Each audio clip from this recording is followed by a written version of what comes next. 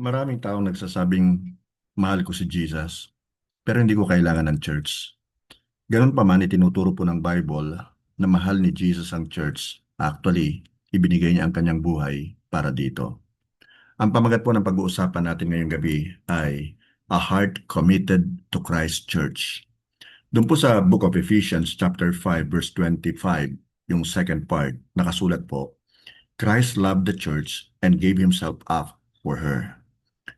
Ang church po ay hindi lamang isang building, hindi isang structure. Ito po ay pamilya ng Diyos. Ito po ay katawan ni Kristo, ang pag-asa po ng mundo. Genuine commitment to Christ is reflected in our commitment to His church. Let's go to point number 1. Choose faithfulness. Sa Hebrews chapter 10, verses 24 and 25, it is written, Let us think of ways to motivate one another to acts of love and good works. And let us not neglect our meeting together, as some people do, but encourage one another, especially now that the day of His return is drawing near. Alam niyo po yung mga migrating na geese, yung mga gansa, pag sila po ay lumilipad, nagkikreate po sila ng V-shape. At ito po ay dahil sa ang kanilang mga pakpak ay nakaka-create po ng lift for the bird right behind it. Kapag ka ang gansa po ay napagod, pumupunta na po ito sa bandang likuran at hinahayaan niya na yung iba ang mag-take over sa paglilid dito. Ang sama-sama pong pagsamba ay nakapagpapalakas sa atin kapag ang atin pong individual na lakas ay nauubos. Now, ang tanong po, pinipili ko ba ang church bilang pangunahing layunin o kung kailan lang ito convenient para sa akin? Maging tapat po tayong dumalo sa pagsamba, sa mga prayer meetings, sa Bible study, at pakikipag-fellowship po kahit na nagiging busy po tayo sa buhay. Let's go to point number 2, choose or honor God's house.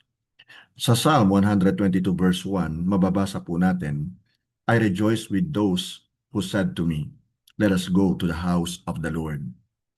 Ang isa pong bata na nagbibigay ng pahalaga sa tahanan ng kanyang mga magulang, iniingat niya po ito. Ganon din naman po ang mga anak ng Diyos. Dapat ganito rin po ang pagpapahalaga natin sa tahanan ng Diyos.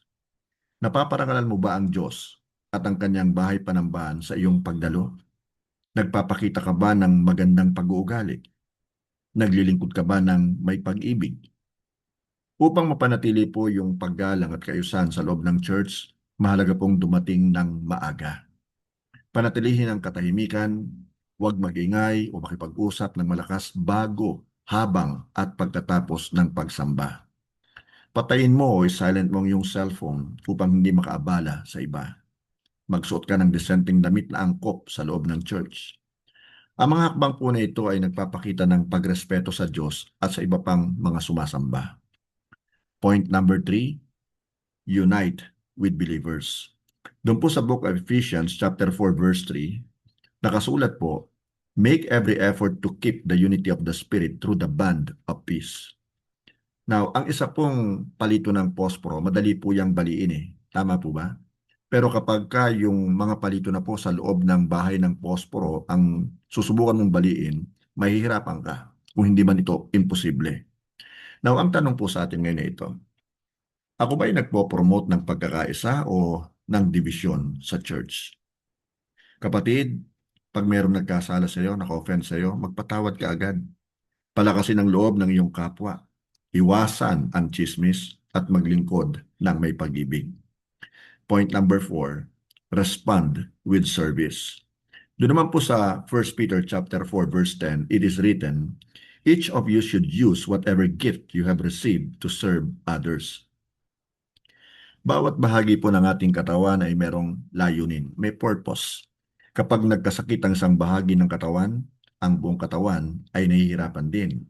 Hindi nga po ba't meron pong kasabihan na matatanda, ang sakit ng kalingkingan ay daing ng buong katawan. Ginagamit ko ba itong tanong, ang aking God-given gifts upang makapaglingkod sa church? Kapatid, manalangin at humingi ng gabay sa Holy Spirit upang ipakita sa iyo ang iyong natatanging kakayahan, ang iyong gift. Suriin mo ang iyong mga kalakasan at kung ano ang natural na madali para sa iyo na gawin para sa iba. Makinig ka rin sa payo ng mga leaders o mga kaibigan mo sa church tungkol sa nakikita nilang potential mo. Maghanap ka ng isang ministry kung saan tapat kang makapaglilingkod gamit ang iyong God-given gifts. Point number 5, continue growing. Basahin po natin ang nakasulat sa Book of Colossians chapter 2 verses 6 and 7. So then, just as you receive Christ Jesus as Lord, continue to live your lives in Him, rooted and built up in Him, strengthened in the faith as you were taught, and overflowing with thankfulness.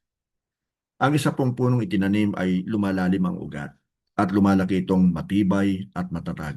At taon-taon po, ito po'y namumunga ng hitik at sagana. Now, ang tanong po ay ito. Tanungin mo yung sarili, ako ba'y lumalago sa spiritual o tumigil na sa paglago? Naging stagnant na ba ako? Maglaan ka ng oras para sa pagbabasa at pag-aaral ng salita ng Diyos. Maglaan ka ng oras sa prayer at sa discipleship and of course, sa pagsunod. Point number 6, hope in God's reward. Sa Hebrews chapter 6 verse 10, basahin po natin ang nakasulat, God is not unjust. He will not forget your work and the love you have shown Him as you have helped His people and continue to help them. Alam niyo po ang isang magsasaka ay matyaga pong naghihintay yan sa kanyang aanihin. Matapos niya po itong itanim, diligan, at alagaan ang mga bini kahit wala pong nakakakita. Now, ang tanong sa sarili ay ito, naglilingkod ba ako para mapansin at maparangalan ng tao? O naglilingkod ako para sa kaluwalhatian at karangalan ng Diyos? Kapatid, manatili po tayong tapat kahit na walang nakakapansin sa ating ginagawang paglilingkod. Dahil sa totoo lang, nakikita po ng Diyos ang ating bawat sacrifice na ginagawa. Wala pong itatago sa Kanya. Now, tandaan po natin, ang church ang minamahal na bride ni Kristo. Sa makatwid po, ang commitment natin sa church ay nagpapatunay na mahal natin si Kristo. Ang mga tapat po na mananampalataya ni Jesus, alam niyo ang ginagawa nila?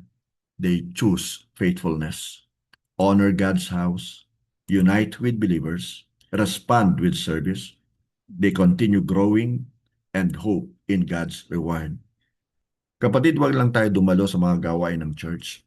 Maging committed po tayong members nito na magpapalakas po ng katawan ni Kristo upang makapagbigay po ng glory sa Diyos.